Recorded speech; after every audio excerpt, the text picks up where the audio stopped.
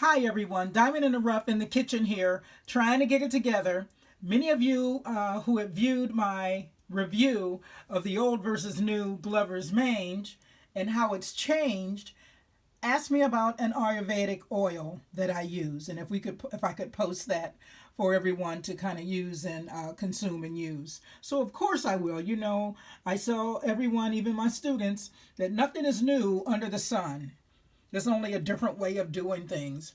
So this is my take on Ayurvedic oil that I use as a scalp treatment. I use it in a heat system if I want to do a moisturizing heat to my hair. And I also put it in my hair and also on my bands and things when I use a pullback hairstyle. And I'll talk a bit about that later. But what you see here on the counter are things that I use in my Ayurvedic oil formulation. Many of these things are things that you eat. The goal being, if you can eat it, you can put it in your hair. Now, some things, of course, you don't eat, wouldn't want to try to eat, or you could eat in a different form. But at any rate, we're going to go through all of them and talk about them one at a time, and then we'll talk about what the contents of them are. First, to talk about my methi powder, I go, and I will say as a helpful hint, if you have an Indian grocery store in your neighborhood, some of these things you can get from them on the cheap. Don't tell Amazon, because if they find out about it, they'll start selling groceries. Oops, I think they do sell groceries. Anyway, methi powder or fenugreek is one of the old standards in most Ayurvedic formulations. It encourages hair growth and stimulation. Now, this I will say as a preface, I'm not telling you this will grow hair on a bald head. I'm just trying to keep the hair that we got.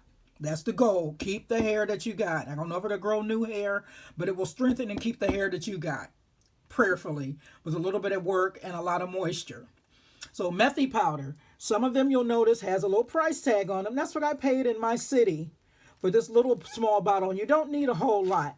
One of the things about doing your Ayurvedic formulations, you don't need vats and vats of it. In fact, it's better if you do small amounts of it. You use it, it stays fresh, and you don't have to worry about anything too much. Next, we have extra virgin olive oil. Again, if you can eat it, you can put it on your hair. I also use grapeseed oil in my formulation, and I'll explain why I use that in a minute. Rosehips, I can get it at the grocery store, my health store, whatever kind of way you can get it in the dried form. In the back you see, and we'll talk about the suppliers of some of these later on in the video too. These are cocoa butter wafers. I like the ones that have a bit of the smell to it. I don't like the purely sanitized ones. You can see I got this one from Lotion Crafter. I'll put their link in the bottom of the video. Then some of the hard butters that I use. Now I mix hard butters and soft butters because this time I'm going to try to take this formulation after it has marinated a bit and try to whip it into a cream. We'll see what we get. But cupachu butter, this one from a different supplier, ingredients to die for. Cupachu is a nut. Mango butter made from mangoes, refined.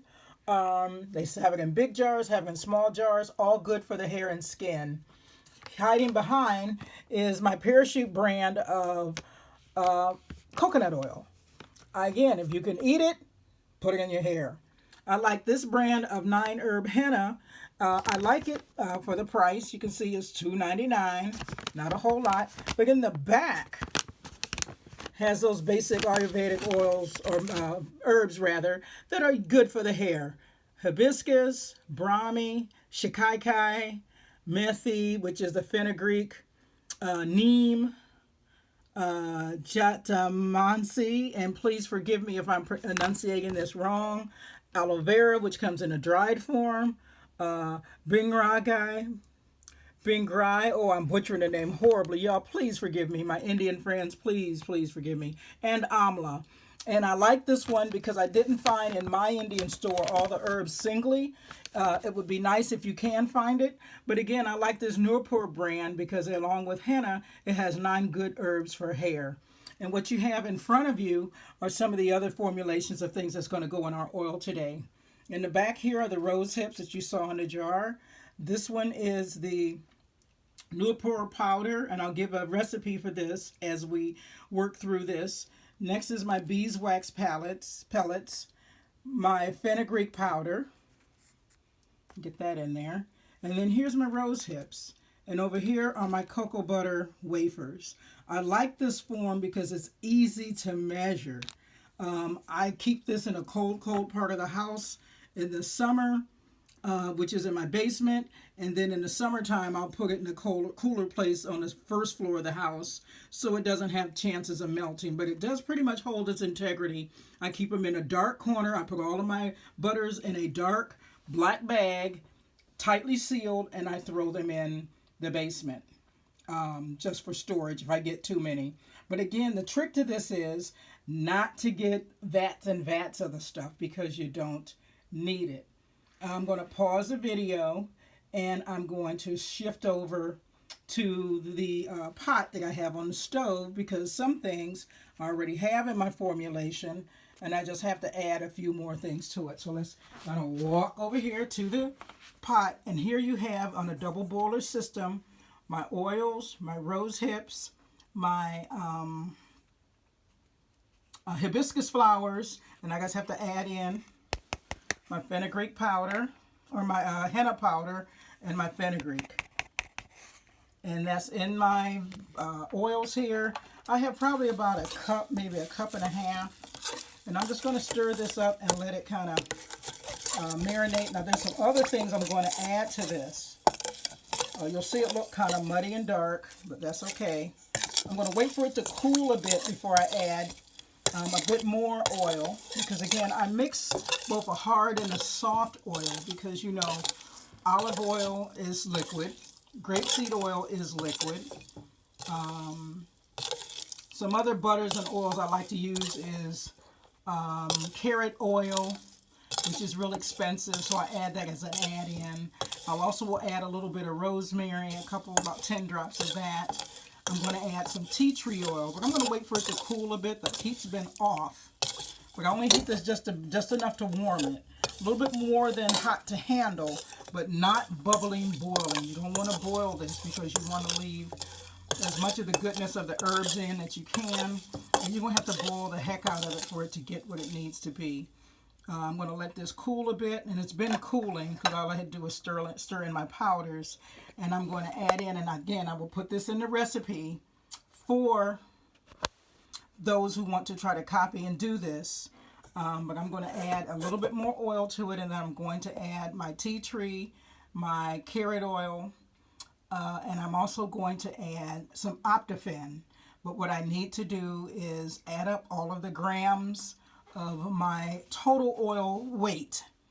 And I think, if I'm not mistaken, the rule is 3% of whatever that total weight is. That's what you add of your Optiphen. But I'll put that in the description. So what's going to happen with this is, as it cools a bit, I'm going to put it in a glass jar. And I am, herbs and all, everything included, will go in a glass jar. It will be in the dark for a good bit of time, and we will let it sit for a month, and then we'll see what we get. Now, we know those of us with light hair, you have to be careful of hibiscus, and you have to be careful of rosehip, because it can turn very fair, very light hair a little bit red. So if you don't want too much red action going on, I wouldn't put it. The henna, for one, will have a red cast too, but it's not enough henna, because I've done a henna treatment before, to where it will dye your hair red if that's what you want it to do.